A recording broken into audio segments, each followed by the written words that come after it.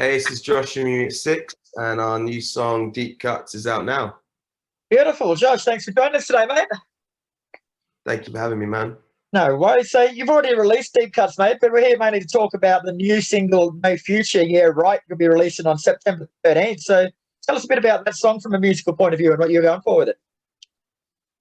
Um, I think it's kind of like an extension um, of Suckerpunch, and it's probably the only record on the new album which is kind of in the spirit of that, where it's got some dance elements in there. But it's probably like it's with the whole kind of mission statement of Truth Decay. We kind of go retrospective with our sound and kind of go back to like we wanted to kind of rediscover our like original DNA, if that makes sense, or like what is the DNA of the band and what are we, who are we, why do people like us, why do people get into us in the first place, and just trying to like, I guess, yeah, grow on that and use that as like the cornerstone of the record. And I think No Future is probably the heaviest song on the record.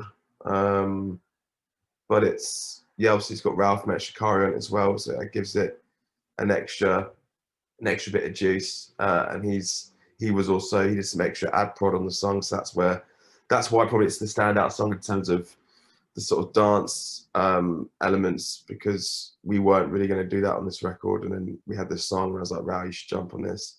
So he really gave it an extra bit of some and jazzy. So yeah, man, it feels good. It feels like a song that is fueled by like anger and tension. I think you can hear that in the song as well. So I'm excited for people to hear it. I think it's going to be, it's one of those where like it's not necessarily like a big single for us. We haven't like made a video or anything like that for it, but like we wanted it to have its own moment, because it kind of felt like A, with having obviously our friend Rou on it, but B, just sometimes like, especially right now in our country, like there's a lot of tension, there's a lot of like frustration.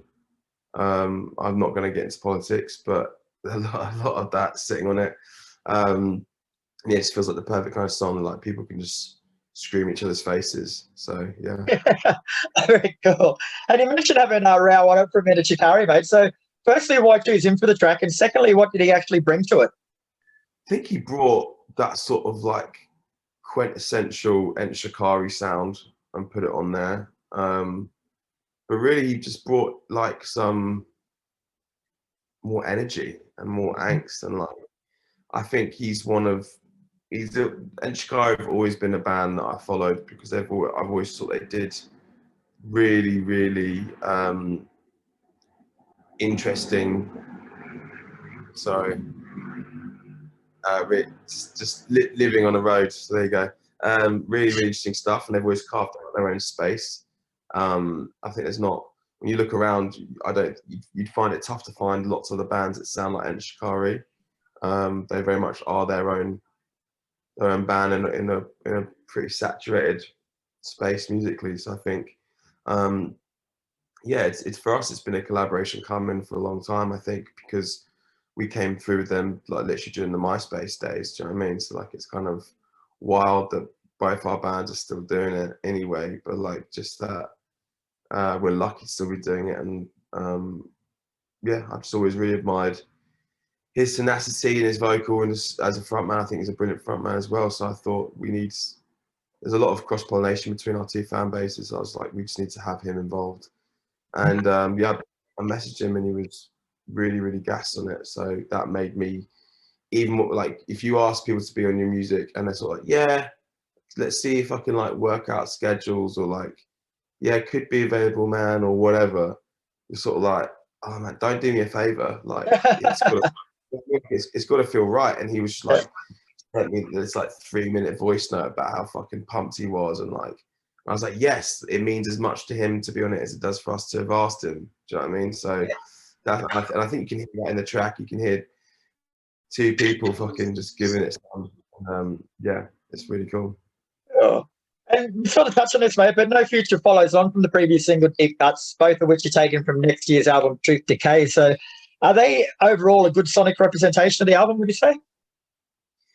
I think so. I think Deep Cuts very much is. As I said, we were kind of like we went away to write the record. We kind of got around a table and we were like earmarking all of our peers in terms of like we know exactly who they are, what they're saying, and sort of like their fan bases know what's coming almost with every record they put out. I just felt like we've just done a few records, the last two, where it's been like I don't feel like if I'm a die-hard Unit 6 fan that you're like playing to your strengths almost. And I was like, I kind of want to make a record which is looking at the stuff we did really well, kind of in our first, 4 records, if you like, and just trying to reinvent that, but whilst keeping the core like the emo, the pop punk sort of sonics, and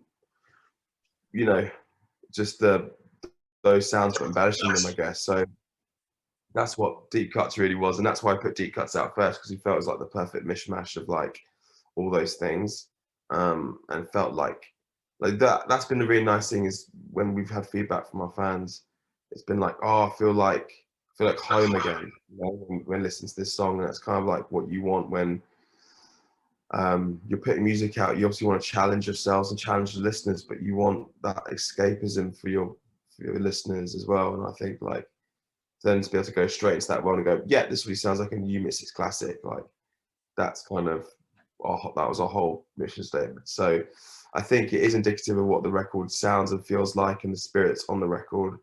And yeah, I just think it's just, as I said, it's ultimately a band that have looked backwards to be able to move forwards. And I think sometimes you need to tap into, what made you successful or what got you noticed, and just use that as fuel to kind of like go again in a different thing. Because yeah, I think if we just approach this record kind of like Suckerpunch was a great album for us, because we really just, there was just complete what you call liberation. We just did whatever. That whole record is kind of like, soundscape wise, is anything from like dance to R&B, hip hop to rock to punk to metal to whatever. And it's like, that's all well and good, and we definitely like flexed our muscles and felt good about it. But I think if we'd gone another step on this one, I don't know what album we would have made. And I think not in like a good or out of our comfort zone kind of way, more like a we've probably fucked this sort of way. So I'm glad that we just kind of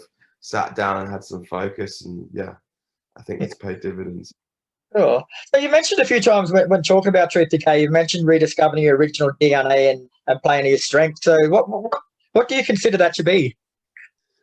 I think energy has always been something that has been associated with our music, and I think I could probably only pick out maybe like 5 or 6 songs on the last 2 records where I think they're really full of energy. And that was something we talked about a lot, was how our music would be in a live space, and how that would feel in terms of, we wanted to write songs where it was all about the fan interaction, in terms of, even with, you're standing in a room with your mate and you should be able to scream the lyrics back at each other, whilst jumping them down and throwing pints in the air. And it's kind of like, just that was really important for us to get that energy on the record. But also like, I feel like we've always just been really good at like pop rock, big hooky choruses. And I think that sometimes when you're trying, basically the beauty of this record was we didn't overextend ourselves, if that makes sense. Like, Yeah. it was all natural. And I think that as much as people, I do believe fans of music want to be challenged by a band they've been listening to for years, and they want to see us grow and try new things, or at least our fan base has given us that space to do that. I also think that people want to see you do what you do good. And I think, yeah, we got our notoriety in the first place for, writing rock, pop punk, emo music. And I just felt that like we kind of naturally and organically moved away from that. But then I wanted to say, I was very kind of, I think also there's obviously a huge renaissance of that anyway.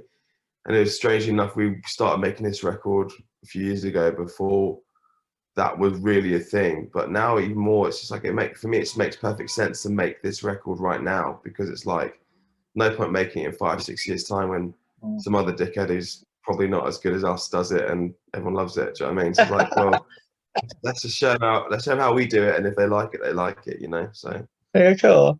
So you mentioned like you've got elements of rock, pop, punk, emo. There's some dance elements and all that in your music. So in the writing and recording process, how do you sort of dictate how much of each goes into a song? Like, is there a point where you know you've gone too far with one thing? yeah, I think if anything stands out for the wrong reason, it's usually we've gone too far, you know. Like, and that can be anything from like a tone of voice lyrically, you know, like, or it could be, you know, the additional production where it's like adding kind of soundscapey stuff or like big dance moments or whatever. If we're like, yeah, it's kind of pushing the song to lose a little bit of its integrity, then we kind of hone it back. But like, again, honestly, dude, that's what was so great about this record, was that it was, when we went away for like 3 different writing trips, and we just literally got Airbnbs and just set up 2 studios, and we'd be like having 3 songs on the go at once. Like, I'd be in a room with Max, or then maybe I'd be in a room with Dan and Chris, and Max would be writing a song, whatever. And then we'd have food, we'd sit down, we listen to the songs people have been making, and be like, right, do we all like this? Do we all like that? And it was really, again, I think that's why the record is what it is because it's all 5 of us really focused in on the same thing. We all wanted the same outcome. Whereas again with Suckerpunch, nothing wrong with it, and maybe 6 as well. Like, I felt like we were all trying to pull in different directions because we were all going through different moments of what we thought was the perfect Unit 6 record, you know, and we're being influenced by the music we were listening to. So Max and I were listening to loads and loads of hip hop and R&B and trap and blah, blah, blah. And so we're like trying to make our band feel cool by bringing that in. And Dan is like going to Ibiza every fucking 6 months and like listening to dance music. Like, he wants to put out a dance record. And so when you have that kind of push and pull thing, something interesting, you know, does happen with that. But there's even more power in like everyone moving in the same direction at the same time. So a lot of those decisions that you kind of touched on there were all kind of like instinctual, you know, like it was having been writing music all together 15 years versus on something that was me going off and writing with Max and maybe another writer or another producer, whatever. You lose a little bit of that. You lose that synergy of the 5 people that know each other inside out and also know what each other's strengths are. So you can encourage one another to push certain moments, or, hey, you know that thing you do really well, that like a 3-note jangle in a chorus, that's what we're doing here. Do you know what I mean? Like, and so that was really cool. Again, a lot of the songs that I would consider the kind of the cornerstones of Truth Decay were really, really easy. Like, really, really easy to write. Within an hour, the song's written, if not less. And I think that was just because it was just like, as I said, like maybe it's an album that all 5 of us have been really wanting to make for a long time.